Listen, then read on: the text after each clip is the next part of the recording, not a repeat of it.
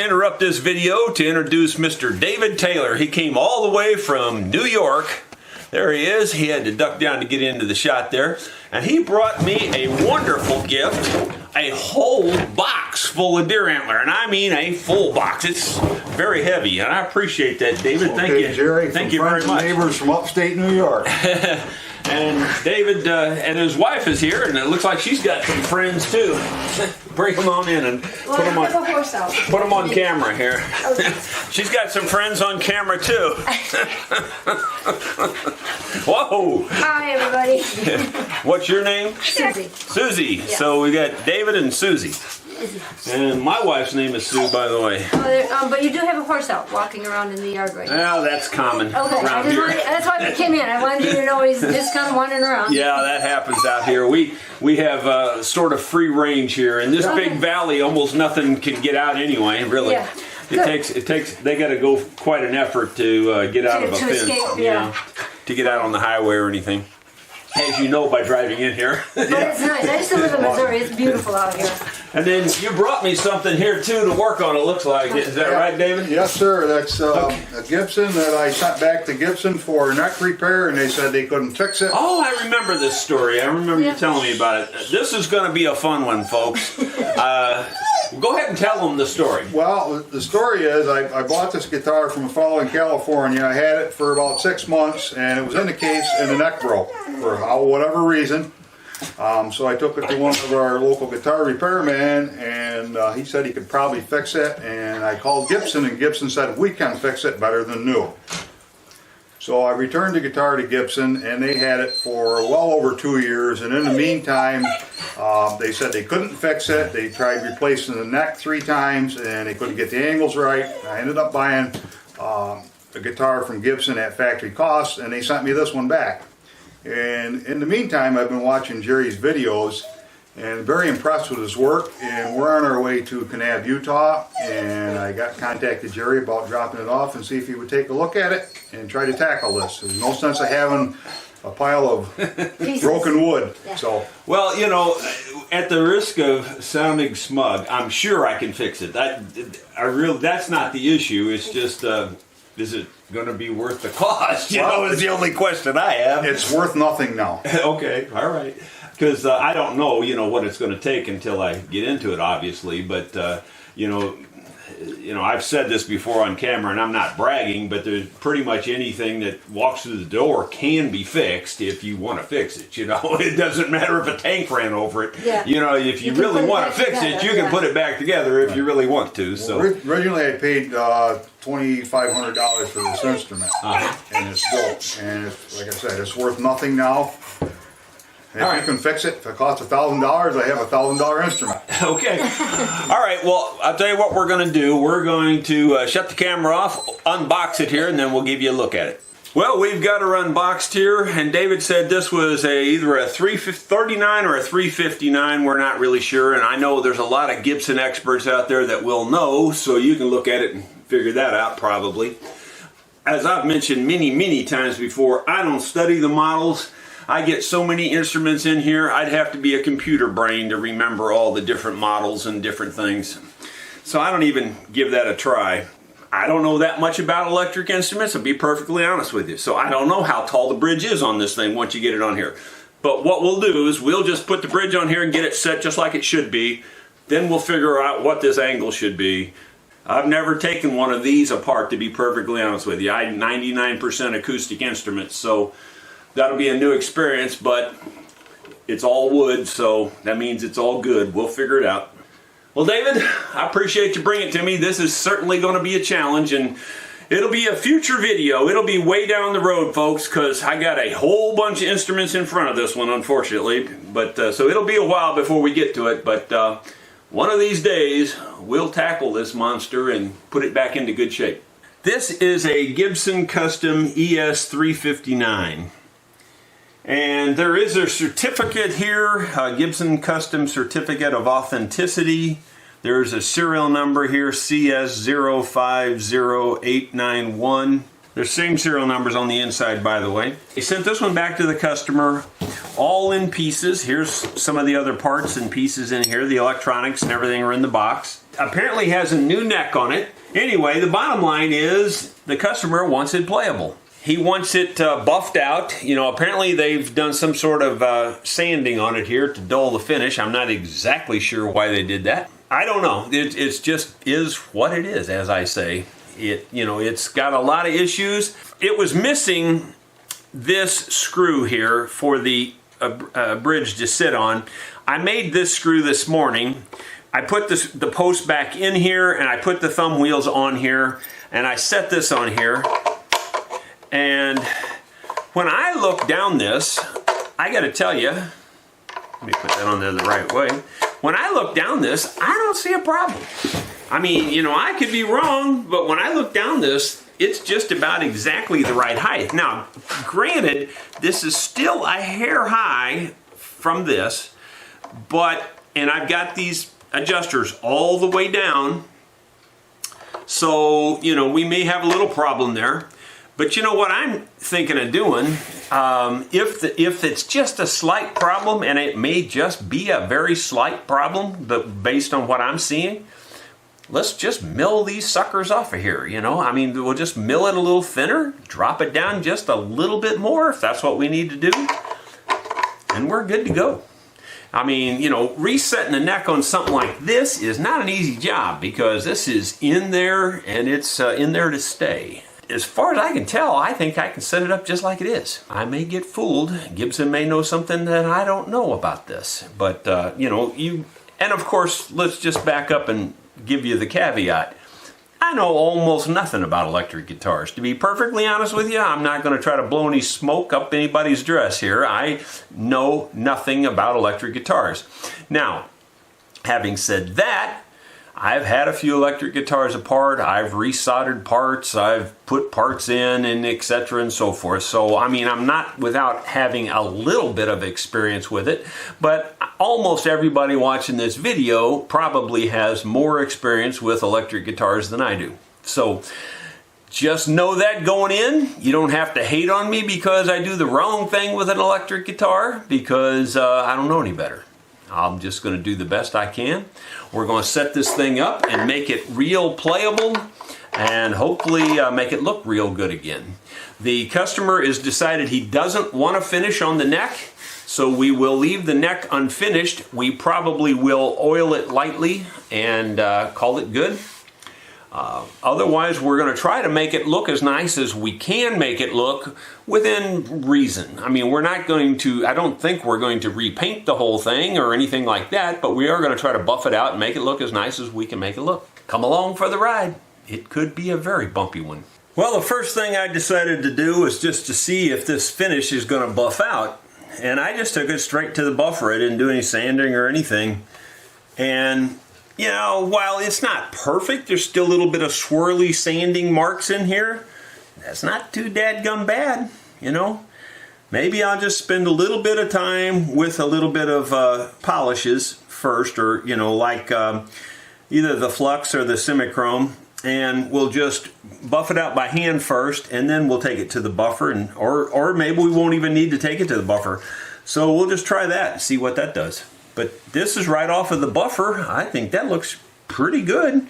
It's kind of, you know, he said he wants it to my typical byline, which is, you know, it looks like a well cared for old instrument. And he said that's all he's looking for here, if he could just make it look, you know, pretty decent. So to me, that already looks like that. But, you know, I'm thinking we could do a little bit better. So let's just see what happens. Once again, I thought I had the camera on. I just took the Flitz metal polish and I did this other side here, used a ton of elbow grease on it, just as a side-by-side comparison to see what the buffer did and what this did. There's not a huge difference, but the buffer side looks better. So I'm just going to take it to the buffer and work it out real good, and we'll see how it turns out.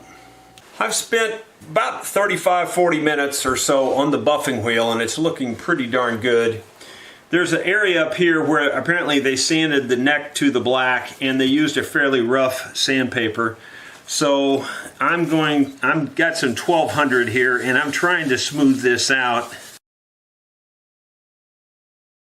I can still see some marks in this. right up close to the wood. That's the hardest part to get to, is right there next to the wood. Once again, I'm using my little holders provided by one of my viewers. Wonderful. I cut this one down for detail work, and it works really nice. Getting into these tight spots like this, I can get the sandpaper right up against the wood. Looks pretty good. I can see down deep, I can still see a little tiny bit of scratching, maybe just a little bit. Go over a little bit more, it won't hurt nothing. Alright, I'll take that back to the buffer now and see if we can blend it into the rest of it. But you can see there we've got kind of an area there. But I believe that'll buff now where it wouldn't buff before. As I look at this, I see some scratching in this area, it looks like. So I'll just go ahead and get that too while we're here. The customer had asked me if I could put this serial number on the back of the peg head on this guitar. Keep in mind the neck has been replaced. I said, well, I can give it a shot, you know. I have never done that before. I have a number stamp here, but these are pretty small. I don't know if they're going to be big enough to really work on wood or not. They're a 5/32 set, so they're a little bigger than 1/8 of an inch, but not much. I've just got some practice wood here. You know, the peg head is mahogany, so I have a piece of mahogany laying down there. I thought I would try first to just heat this and see what that does. I don't know if that's going to work or not. About the time when I don't think I can hold it, that's about the time I think it'll work. It doesn't look terrible, it's just really small. I think these numbers are going to just be too small. I'll try another letter C here in another spot. Ouch, getting pretty hot. I know that. Well, it actually made a pretty decent imprint, and it didn't really burn it. I don't know how well you'll be able to see it. It'll be upside down to you, of course, but right, I got a different one here. Right there's the letter C. I did it twice, and I'm not impressed. I think they're too small for what we need to do here. I think we need letters that are almost twice this big. 1/4 inch letters, or, you know, maybe not quite that big, but 3/16 for sure. I don't think 1/8 inch is big enough. And these are technically 5/32, as I said, but I just don't think they're quite big enough. Due to all kinds of other issues, it's been over a month since I've been able to work on this Gibson. I buffed it out real well. It looks pretty good. I don't really see any point in going much further with the buffing. It's not perfect, but you know, a person could hand rub it for a while and do a little better, I suppose. I'm not sure how far he really wants to take it. I'm turning my ideas here to getting this thing done and getting it out of the way, because I've got so many other things to get done. So I'm trying to figure out the wiring. I noticed this was taped across here. There was a piece of Scotch tape across here, and this little piece was broken off and was just, you know, taped on there basically. I don't think it's important because it doesn't appear that anything was ever soldered to that terminal, and it's just the terminal that's broke off. You know, to be perfectly honest with you, I'm not that good on this wiring stuff on these electric guitars. I've done it a few times, but in those cases I was the one that took it apart. I didn't take this one apart. It was already apart when it got here. So I don't really know exactly how it goes.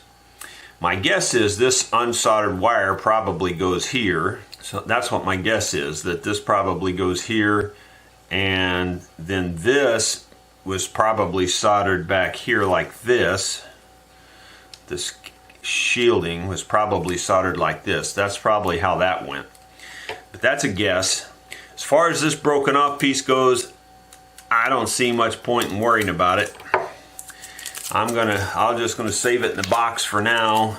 I don't know if that's gonna create a problem or not. I didn't create the problem, I've just inherited it. That's all I can tell you.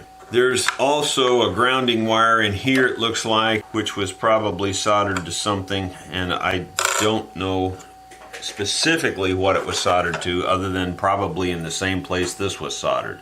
Best I can come up with at the moment, that's what it looks like, you know, trying to figure it all out. Now, I don't know which holes all of these things go in, you know, and I don't even know what they do for sure. I mean, like, I don't know, I'm sure one of them's tone and volume and those kinds of things, but without having, you know, a diagram or anything, I'm pretty much just guessing.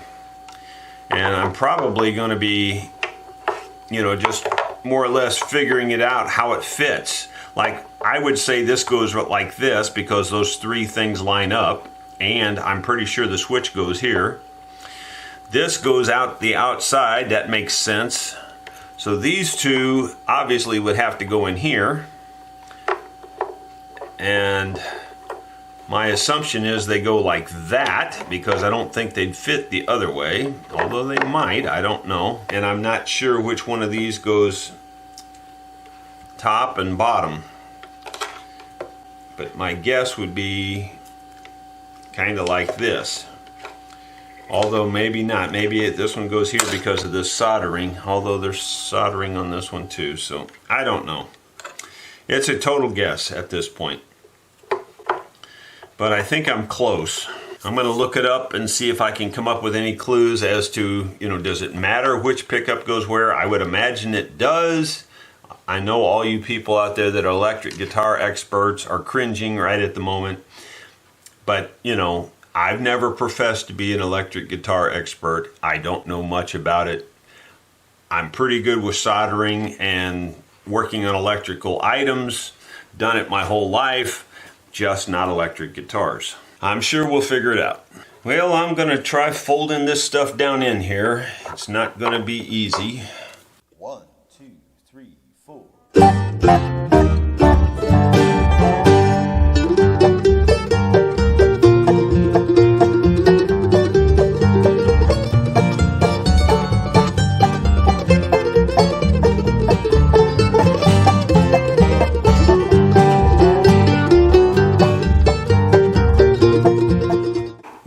The jack installed down here without any real issue, and now I'm working on installing these pots. You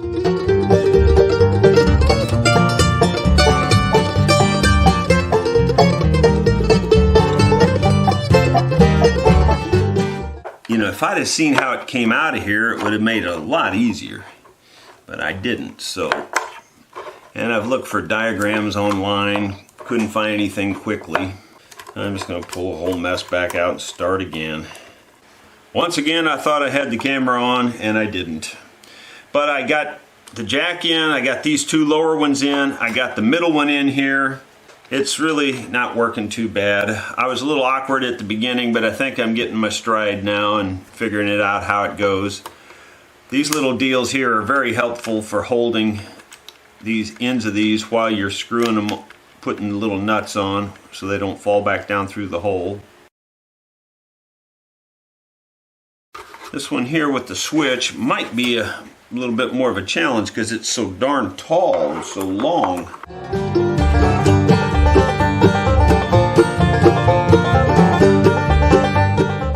I'm sure you could tie strings and things onto them.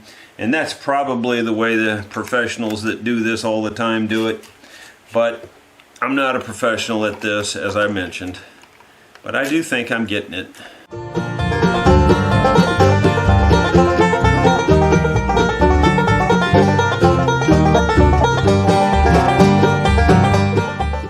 We're 3/4 of the way there, I believe.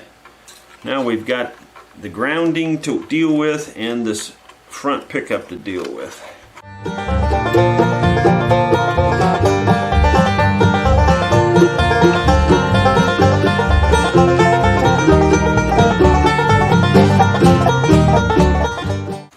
Well, after after just doing some logical thinking, I think I figured out how these screws go. The plastic is taller on the edge, on this edge and on this edge over here, so those would take the longer screws. The shorter screws go in the shorter pieces of plastic, is the way I'm interpreting it.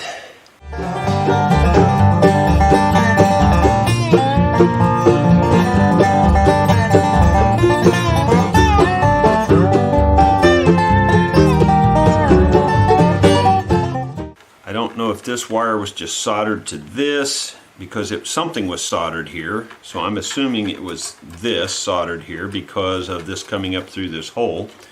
But I have a feeling this one was soldered down here, and I knew that earlier and I forgot. I'm hoping it was this pot. I think it was, but I'm not sure about it.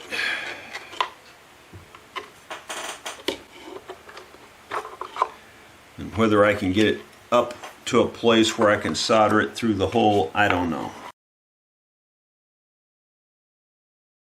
Yeah, I don't think it was that one. Doggone it. Well, I had to take it all back apart because I couldn't remember which pot this needed to be soldered to, and I probably wouldn't have been able to get it out to where I could solder it anyway. So, you know, it's a learning experience. Had I taken it apart to begin with, I'd have been more aware of this, although I'm kind of aware of it anyway. I should have known better.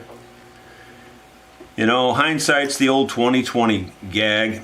I've got a little hemostat clamp on here to hold it while I'm soldering this back, and it's pretty much soldered already, but I'm going to add a little extra. Okay, that's the ground to the body of the pot where it was. That's where it was soldered before, I can tell. And then we've got to go through the little hole here, but the hole's full of solder, so I'm just going to open up the hole first.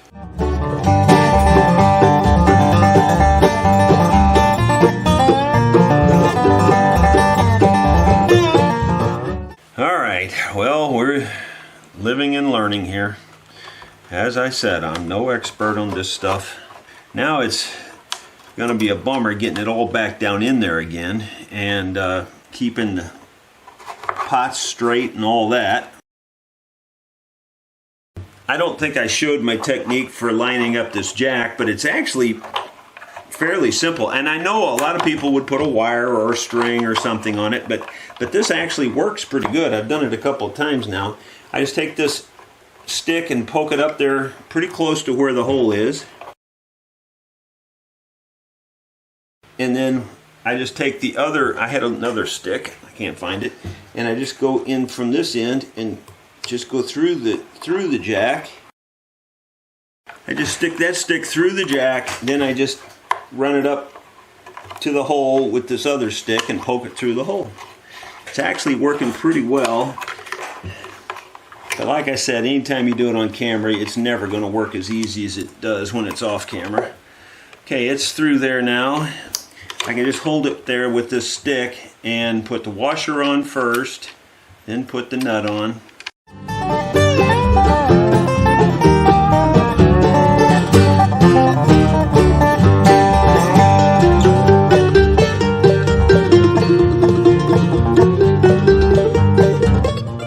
I'm beginning to think this is turned around backwards because this one's pointed the other way. Maybe it goes this way.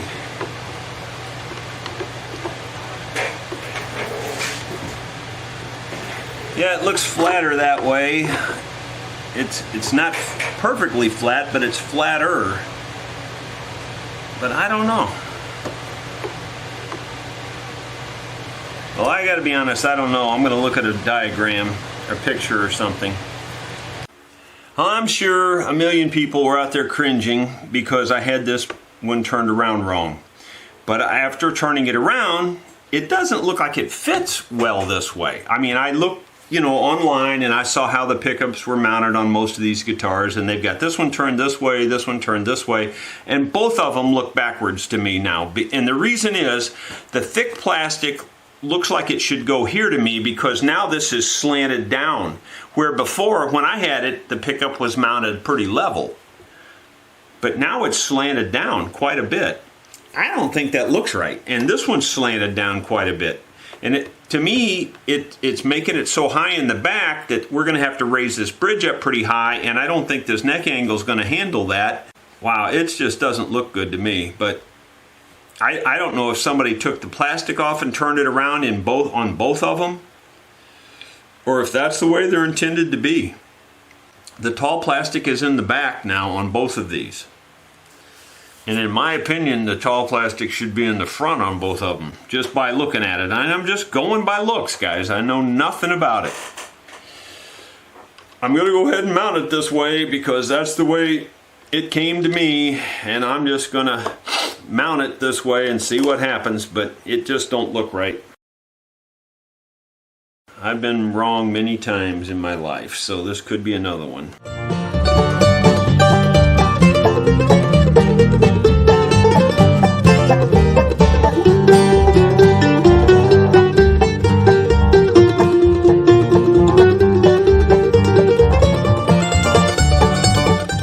Well, we'll move on to the next step. Well, you can see I've started installing some of the hardware. And, you know, I needed to do that to, you know, this guitar originally came in because the neck angle was bad. Well, I couldn't tell how bad it was because it didn't have all this on here, and it didn't come with this on here. So I have to put it back, but we're going to have to string it up at least and see how bad the problem is and try to do some measurements and stuff before I can really diagnose what to do.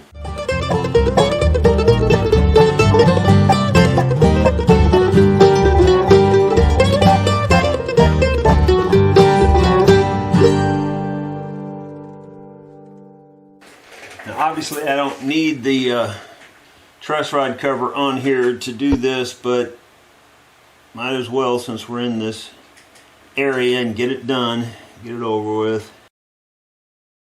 I got the first two strings on this. I was able to lower this pickup down a little bit and it clears there. The action here is pretty darn tight, really. I don't know, it doesn't look too terribly bad. The only thing I don't like is I've got this up in the air a little bit because of the severe angle of this, because this has to be high. I didn't want to have it down real low. I mean, I'm sure I could lower it a little bit. It's not quite touching this, but it's about right. I mean, it's not horrible. This action is not that bad at all. I mean, it's definitely lower than I would put it on an acoustic right now. The worst thing I see, and it's not horrible, is the neck is slightly crooked.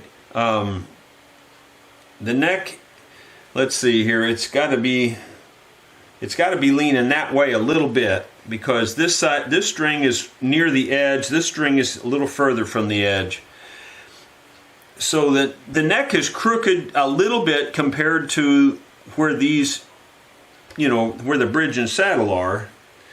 But we could probably adjust the saddle a little bit on this side here, and that would straighten it up a lot. You know, it's not like it has to be perfectly in the center of this little adjuster right here. It could be moved over. Like that wouldn't really hurt anything.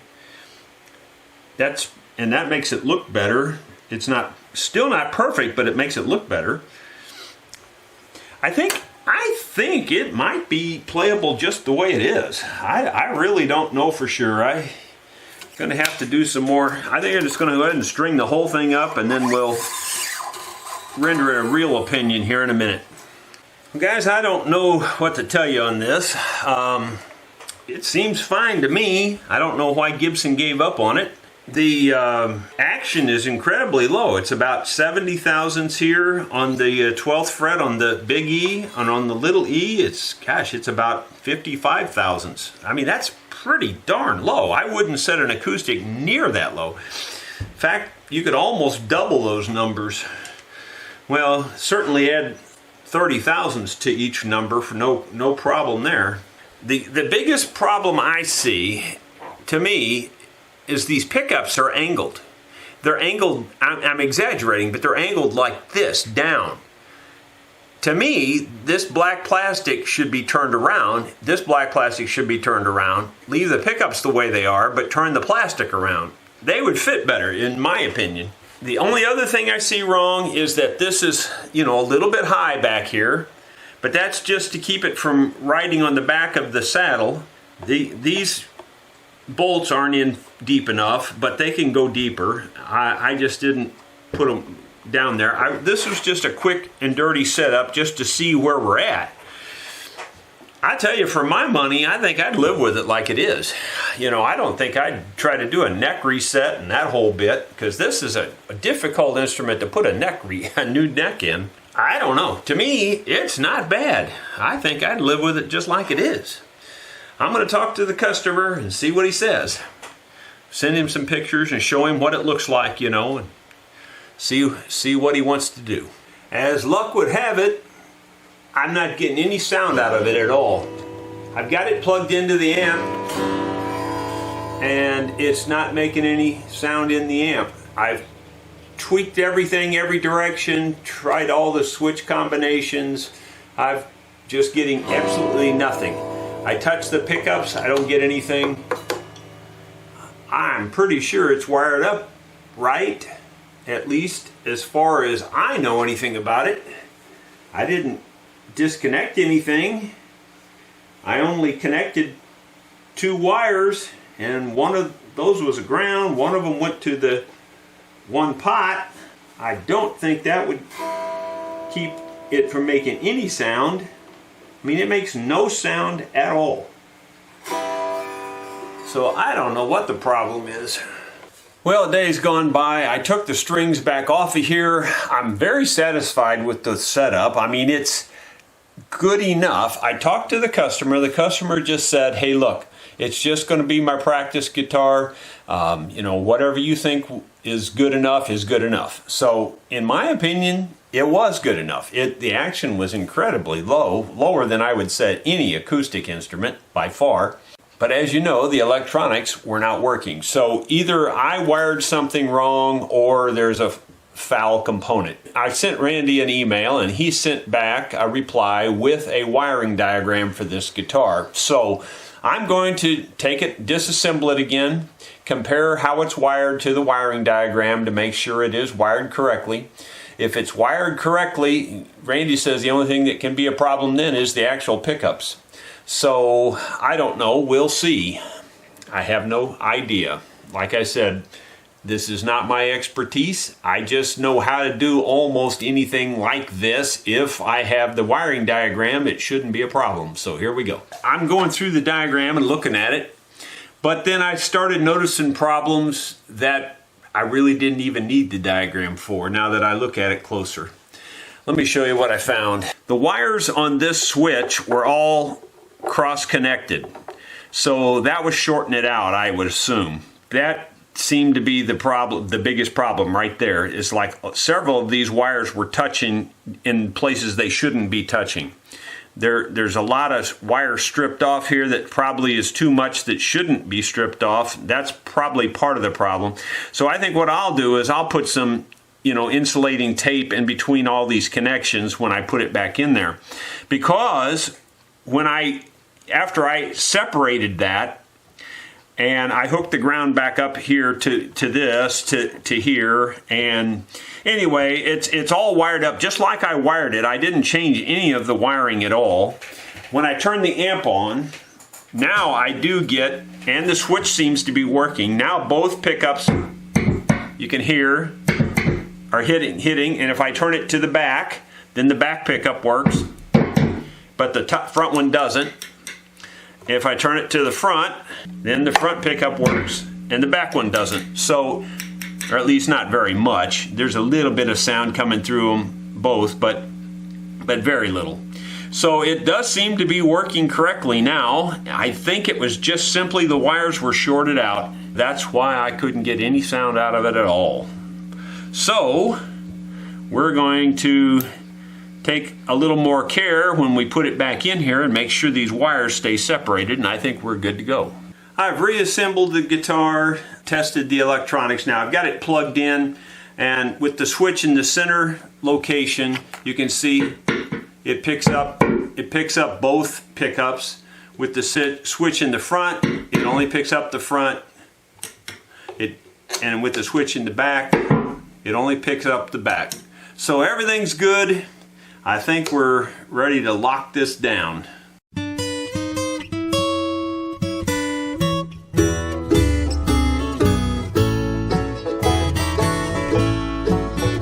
The first thing I thought about this morning is how The air's on, I'm sorry about that, but you can see a little fine line across there. It almost looks like a crack. I don't know if it's showing up in your video or not, but it's right here.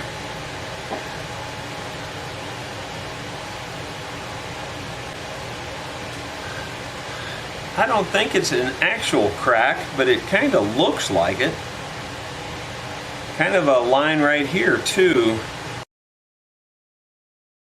I'm going to flex it a little bit and see if I can see anything. I'm flexing as much as I can flex it really, and I don't really see anything going on. It does kind of look like some kind of a little fine line crack though. I don't think it's any kind of an issue. I'm going to go ahead and oil this with some linseed oil. I think I'm going to cover this top with the varnish that I made, the oil varnish. I'd make it through the day. This farm will be sold with our belongings. I'm going to save that for the last, but I am going to coat the top of this with the oil varnish just to give it a nice look. The rest of this, I'm just going to oil it with linseed oil. He said just do what I would do if it were mine, and that's what I would do. Got a little linseed oil on the rag. Going to wipe it down. The way I do the linseed oil thing is basically put it on and take it off, or rub it into the grain as much as you possibly can. We're not really putting a finish on this that you would call a finish, but technically it is a finish, and it's just soaking into the wood, and it's going to just be rubbed out by hand to the wood level. And the neck is very slick to play this way when you do this. Instead of your hand sticking to a finish, your hand is really rubbing on wood for the most part. This is really making it look nice. Much nicer than it looks without the bare. You can see there's the bare wood, and there's what it looks like with the rubbed oil. That looks so much nicer. The other thing that's nice about this is if you get it on the body up here, you wipe it right off. It's not a problem. So I just take a dry rag now and wipe it where it touches the body, and it comes right off, and it's not a problem at all. And then I'll wipe it on. I'm wiping it with a dry rag to more or less dry it off everywhere. But I haven't got it spread everywhere yet, so I've got a little more spreading to do. But what will we do about Mother's grave? The sun only. I don't think you could get it to look too much nicer than that. As far as the peghead goes, we'll put the oil varnish on there, but I'm going to do that after I finish the fretboard, and when we can just hang it up and let it set. So let's work on the fretboard now. I've already gone over it with this leveling file lightly. I could tell that from Gibson they had leveled the frets. They're very flat through the middle here, and then they taper off a little bit on the ends. I'm just going to double check to make sure I don't feel anything grabbing with my file. It really feels pretty good. What I'm going to do now is just recrown all the frets because they haven't been recrowned. Touches Mama in the morning, 'cause the trees guard the place where she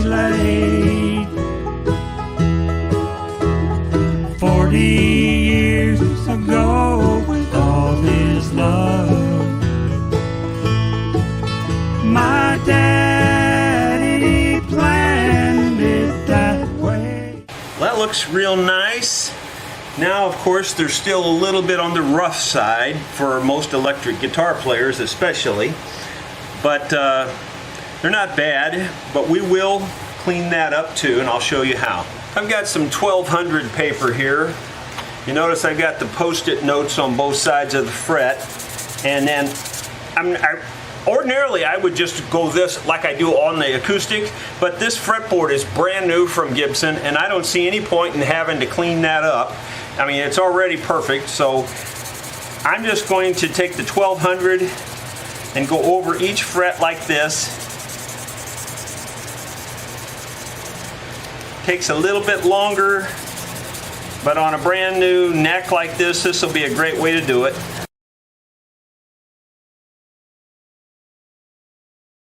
Really pretty. Perhaps you can see the difference between the first two frets and the third one there. Kind of rotate it back and forth so maybe you can see the difference. They're really slick.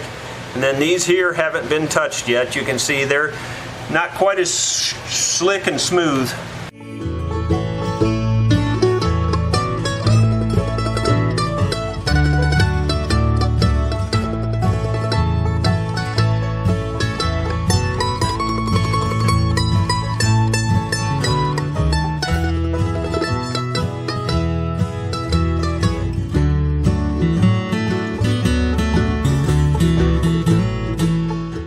That one there had a little bit more marking going on than the others. These ones in the middle had been filed an awful lot.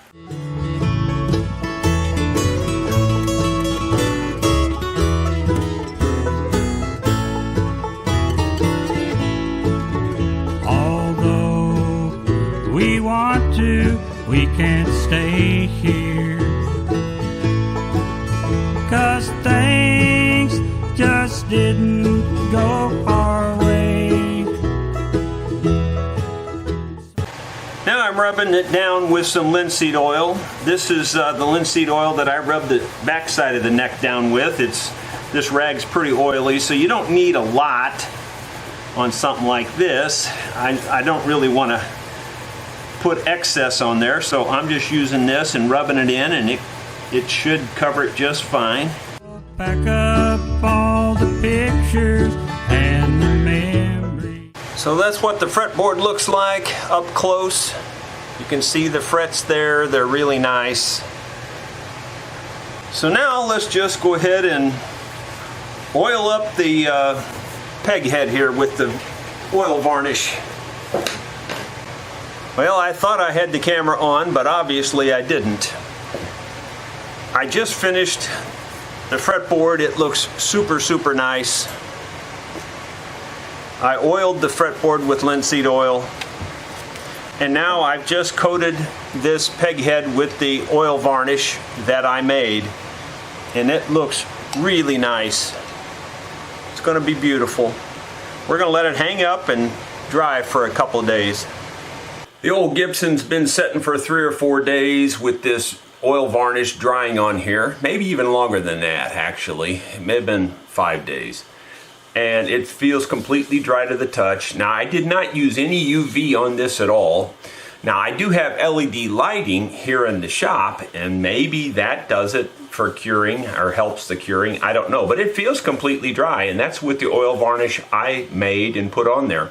And you can see it's really perfectly white. It didn't have any yellow tint to it at all, which I'm really kind of amazed at that, to be honest, but it really turned out nice.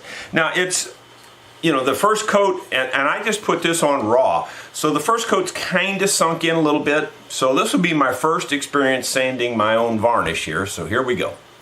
I've got some 320 wet or dry. I'm going to use it dry at first just to see how it does, and you know, because I don't know if this finish is going to sand well or not.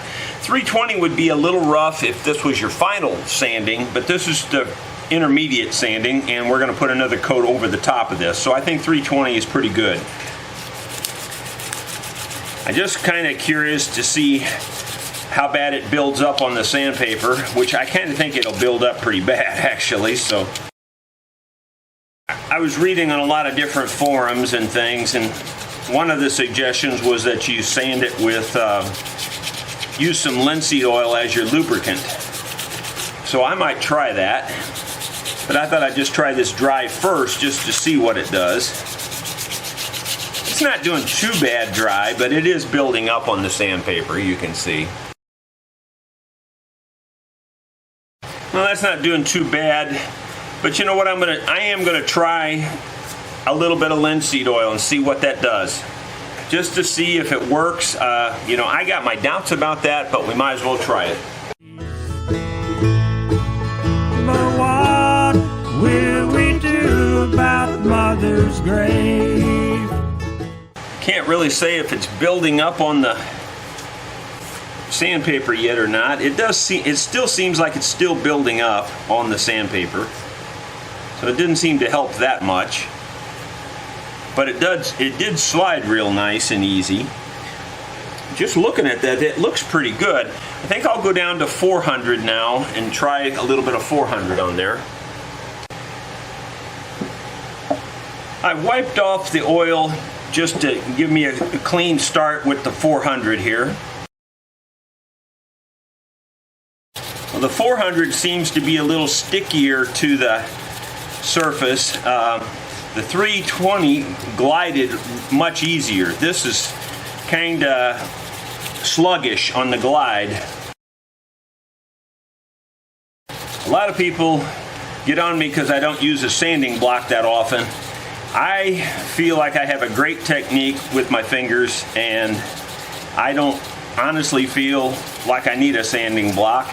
And you know, if something's working for you, if it ain't broke, then don't fix it, you know. And I don't feel like I have any problem doing this by hand. I've done it for 30 some years this way, and I've been very pleased with my results. I like the finger control better than the block control. I can actually feel the problems with my fingers where I can't feel them with the block. Well, I'd say that got a lot stickier. Maybe it's because it was the second application. I don't know, but that got a lot stickier. It was a lot harder to move around, but it did move. I really think that's good enough to put another coat on there now. We'll try another coat of my oil varnish on there now and see what that looks like. I'm going to try to put on just as light a coat as I can.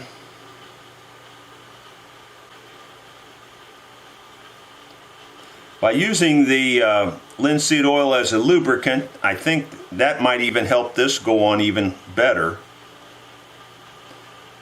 Although this goes on really easy. This, I gotta tell you, you know, it's not just because I made it, but I'm telling you, this oil varnish flows on the easiest of any oil varnish I've ever used. Maybe that's because I thinned it a little bit more, maybe than I should have even. But it just goes on so easy and flows out so nice and easy.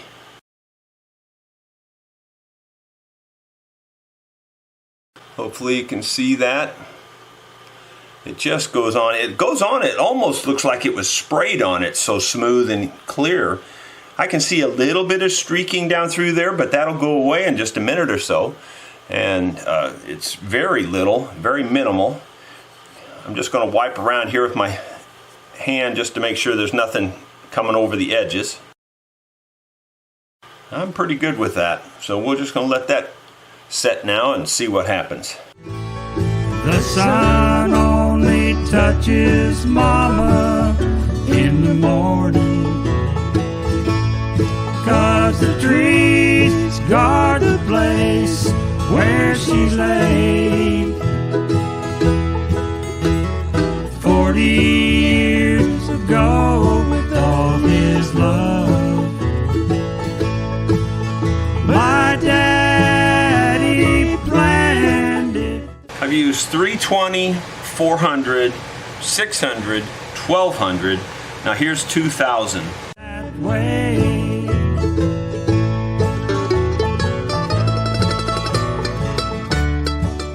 I think that may be good enough. I'm going to use the semi-chrome polish now and some wax.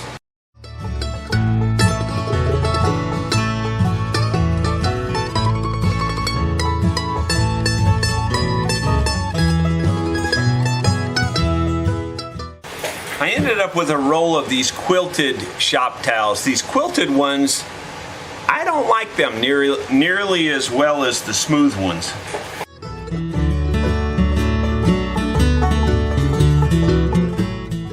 I'm going to call that good enough, and we're going to try a little bit of wax and see what that does.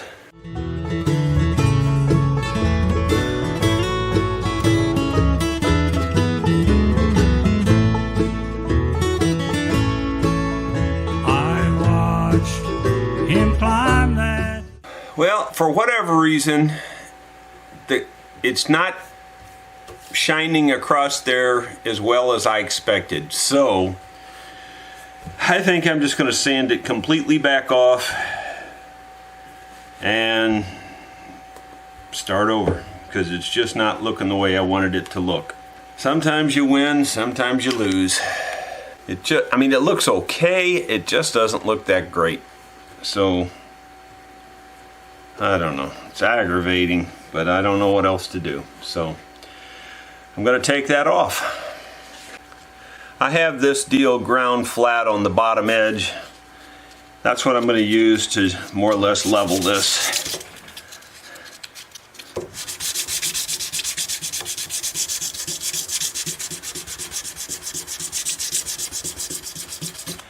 And I was afraid it was going to build up really fast, and it did. With that, especially with the wax on there.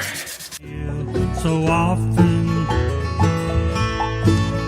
he'll soon be 82 years of age, but his legs just get stronger with each journey. As he placed the yellow rose on Mother's grave.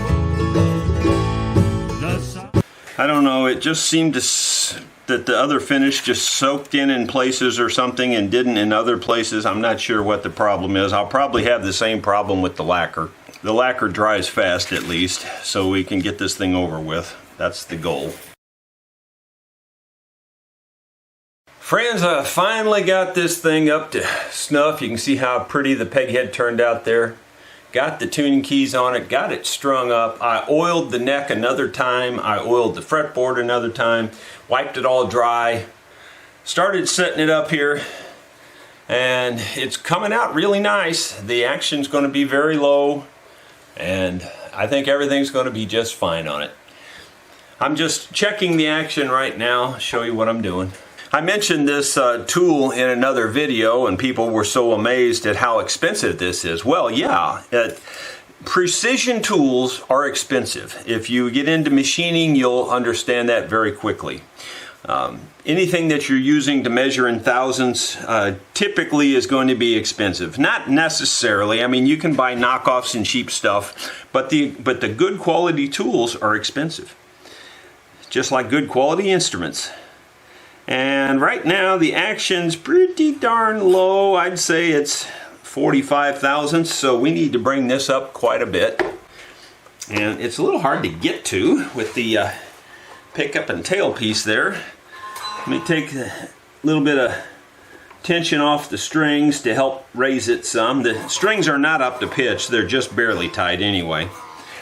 But we're just going to raise this up some more. Now I'll put a little more tension back on it just to be able to measure it a little better. And of course it'll change a little bit when you get it up to full tension, but not hardly enough to matter on an electric guitar. That's still pretty low. It's about 60 thousandths right there right now. That may be about right on an electric guitar. I'm no expert on electric, but I'm going to raise it a little bit more. You can always go down with it pretty easily.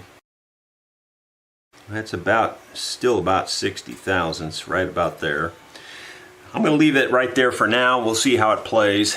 And let's just check the other side and see where we're at. It's quite a bit higher, I believe. Well, maybe not. It's not a lot higher. It's about 85 thousandths, which is probably pretty close to right on the bass string. 85 to 60. We'll just go with that for right now, just to see how it is. We'll tune it up, plug it in, and see what we get. just doing the little final detaily stuff. I noticed this strap button was put on right here. They have another one on the end down here, of course. But for me, I mean, I'll put it there because that's where it was. But I would much rather see that up here. It would be a much better way to hang the guitar. This is just asking for trouble in my opinion for a lot of reasons. But I'm going to go ahead and put it back here because that's where it was. If I were the customer, I would consider drilling a hole up here and putting it up there.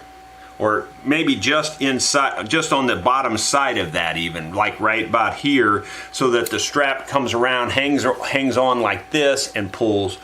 That would be the way I would prefer to see it done. But, you know, I didn't do it originally, so I'm just going to go ahead and put it back here. You don't need to over crank them either, just get them snug. And now we've got to put the pick guard on, and I think we're finished. Here's a final look at this Gibson Custom 359. And it's up in pretty good shape. I'll try to show you a before picture so you can remember what it looked like.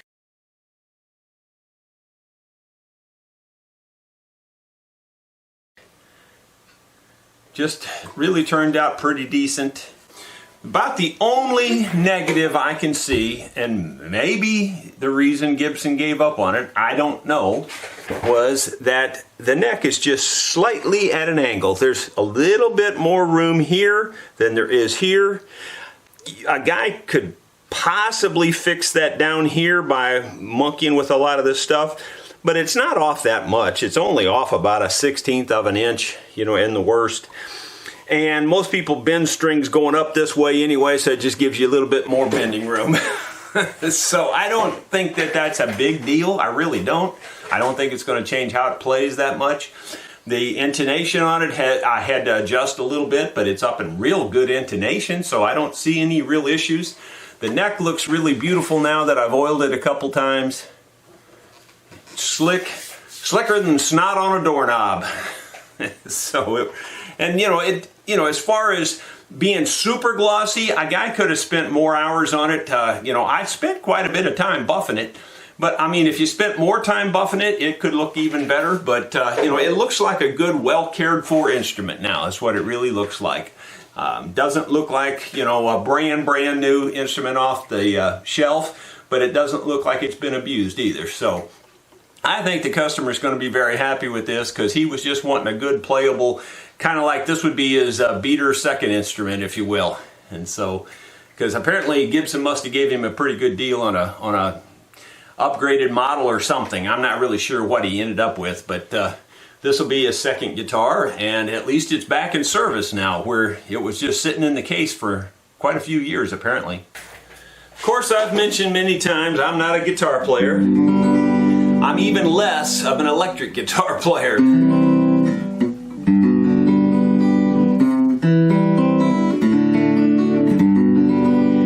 I don't have it turned up very loud. The dials are about 4.5 and 6.5 on the two volumes, and the switch works. You can.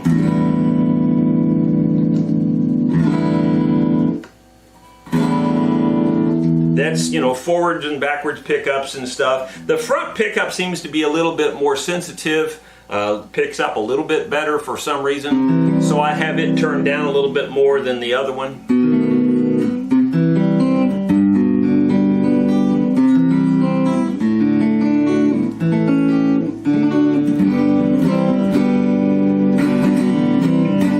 So since I can't really pick a tune on it, I'll just have to sing something here.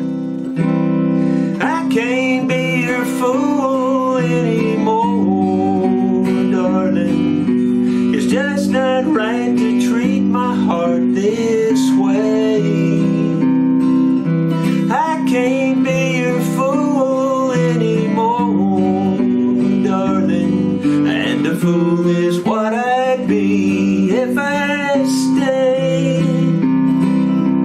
I can't cry for you anymore, darling. It's just not right to treat my eyes this way.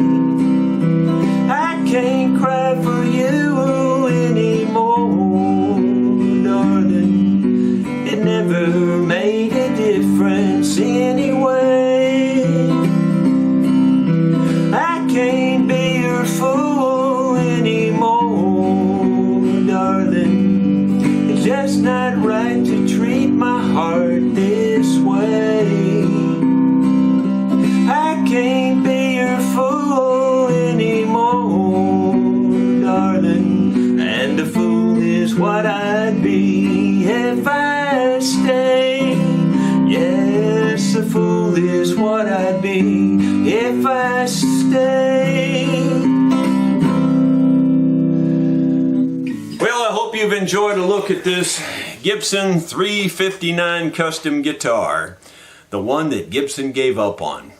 Thanks for watching.